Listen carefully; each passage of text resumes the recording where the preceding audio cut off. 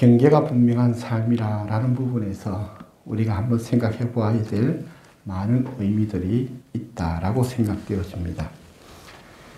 지금 계절이 이제 차가움으로 젖어드는 한로의 계절입니다. 뜨거웠던 열정들이 식어가는 것이 가만히 살펴보니 나쁜 것만은 아니라라는 사실을 느끼게 됩니다.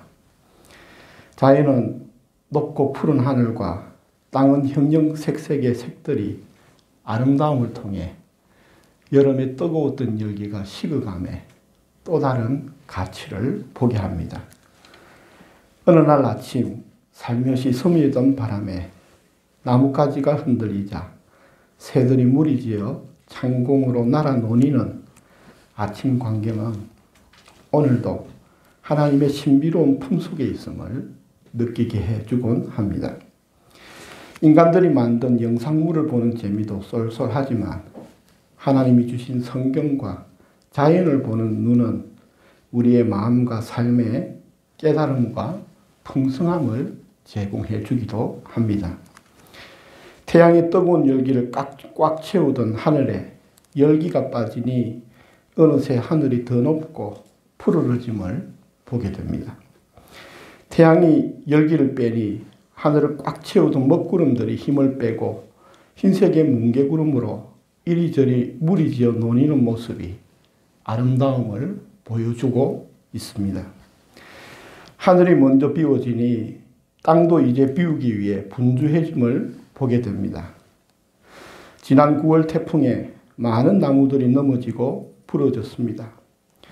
태풍이 지나간 다음 날 저희 아파트에도 제법 큰 나뭇가지가 푸른 잎을 무성히 단 채 부러져 있는 광경을 보았습니다. 그 광경을 보면서 저는 저 큰 가지가 부러졌는데도 저 가냘픈 나뭇잎들이 떨어지지 않고 그 가지에 붙어 있는 것에 놀라움을 느끼기도 했습니다. 그러나 이제 그 모진 태풍을 견뎌낸 나뭇잎들이 나무와의 이별을 준비하기 위해 자신의 몸에서 열기를 낮추고 뿌리로부터 공급되는 수분을 차단하며 자신의 몸을 아름답게 물들여감을 보게 됩니다. 그 모습을 보면서 아름답다라는 것은 다시 생각해 보면 곧 끝이 가까워졌다라는 의미이기도 합니다. 이렇듯 봄의 체험이 주는 신선함과 또 다른 가을이 비움의 향연으로서 그 아름다움으로 모든 이들의 시선을 지금부터 불러 모으기 시작함을 보게 됩니다. 모든 시작에는 반드시 끝이 있습니다. 그리고 모든 끝은 반드시 또 다른 시작으로 이어집니다. 그래서 동서고금을 막론하고 지혜자들은 아름다운 결말을 준비하면서 자신을 비워내는 노력과 수고를 아끼지 말 것을 당부하였습니다. 노자의 사상을 압축한 도덕경의 51장을 보면 정지, 육지, 독지, 장지라는 말이 나옵니다. 노자에게 하나님은 자연이었습니다. 자연의 이치가 곧 하나님의 손길임을 노자는 느낀 것입니다. 그리고 자연에서 발견되는 이치로서 그 자연에 대해서 신비로운 말을 한 것이 바로 이 51장의 내용의 한 부분이기도 합니다. 장지와 육지란 말은 자라게도 하고 길러준다라는 말입니다. 자연은 온 우주 만물을 자라게도 하고 길러주기도 합니다. 그러나 이것으로 끝나는 것이 아니라 또한 정지와 독지를 말하면서 자연은 멈추기도 하고, 독이란 말은 나쁜 독을 말하는데 이것을 해석하면 죽음이라고 말합니다. 즉 멈추기도 하고 죽이기도 한다라는 의미를 말하고 있습니다. 우리는 성장을 멈추게 하는 정과 죽음을 불러일으키는 독을 나쁜 것으로 여기지만 하나님과 자연은 또 다른 새로움을 위한 선물이다라는 사실을 우리에게 말해주고 있는 것입니다. 성장을 멈추고 끝을 맺어야만 또 다른 새로운 출발이 가능하기 때문입니다. 성경은 생존을 위해 사는 삶이 아니라 열매를 맺는 삶을 살라라 라고 말씀합니다. 열매가 없는 생존은 생존의 의미와 가치가 없습니다. 그리고 열매 맺는 삶이란 곧 끝을 맺는 삶을 의미하기도 하는 것입니다. 나무 밑에서 낮잠을 자던 토끼가 사과 떨어지는 소리에 깜짝 놀라 잠을 깨고 그 소리가 하늘이 무너지는 줄 알고 달리기 시작하자 다른 모든 동물들도 영문 모르고 함께 달리는 우하는 지금 우리의 삶 속에서도 우리의 모습을 대변해주고 있지 않나라는 생각을 해보게 합니다. 유명인이 입은 옷, 유명인이 들고 있는 가방, 유명인이 들렀던 맛집, 카페, 여행지에 사람들이 몰려다니는 것을 쉽게 경험할 수 있습니다. 행복을 소비에서 찾고 행복을 명품의 소유에서 찾으며 행복을 겉으로 보여지는 것들에서 찾는 자기 만족적인 삶은 그들의 사진 두께만큼이나 가볍고 얄팍하기 그지없습니다.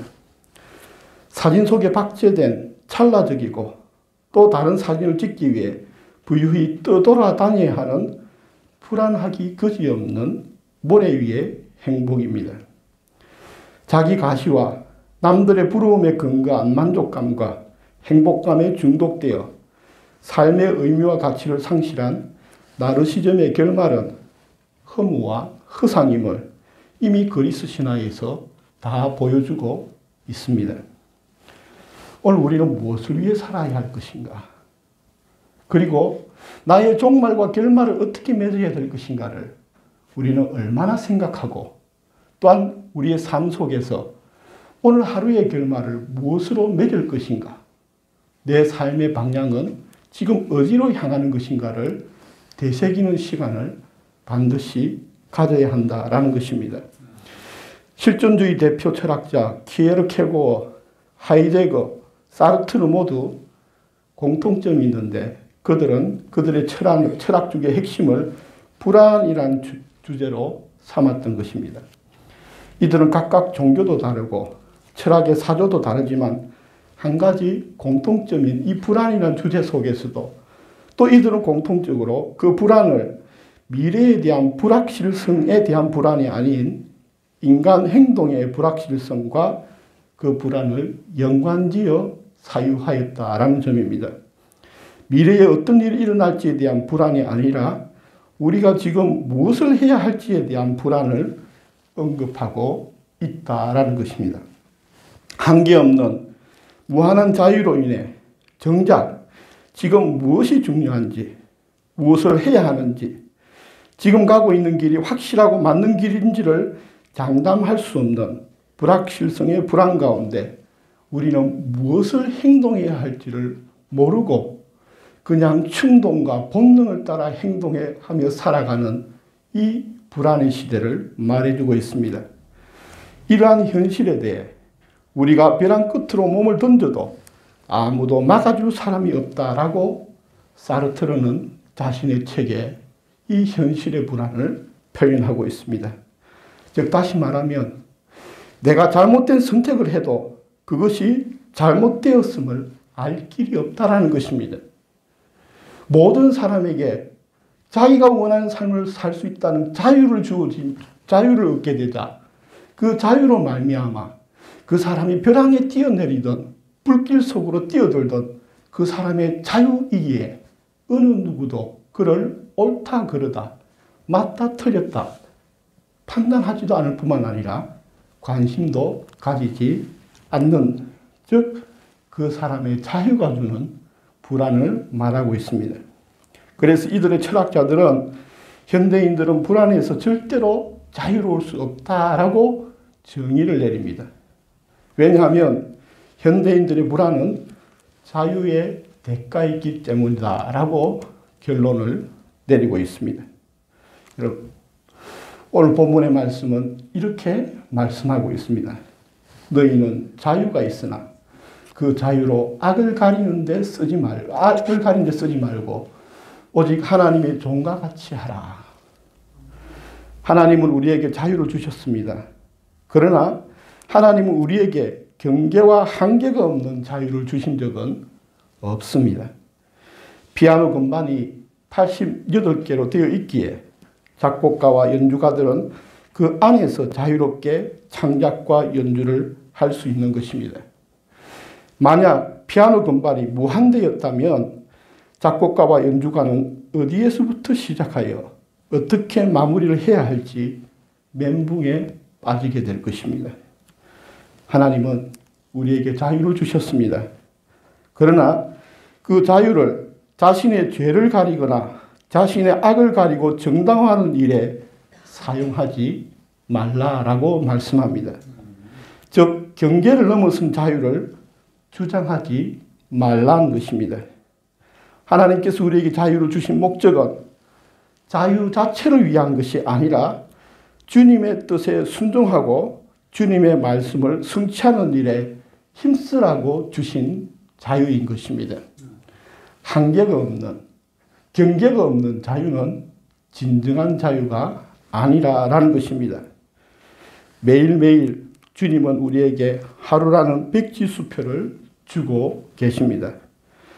그 백지수표 위에 경계가 없는 동그라미만 그려 넣을 것이 아니라 믿음과 순종이라는 경계 있는 삶으로 주님께 영광이 되며 우리의 인생이 그냥 왔다가 가는 허무한 인생이 아니라 우리의 인생이 시작과 결말이 있는 한 편의 작품이 되는 인생의 주인공이 되기를, 경계가 분명한 삶을 살아낸 복된 그리스도인이 되기를 주님의 이름으로 축복합니다. 기도드리겠습니다.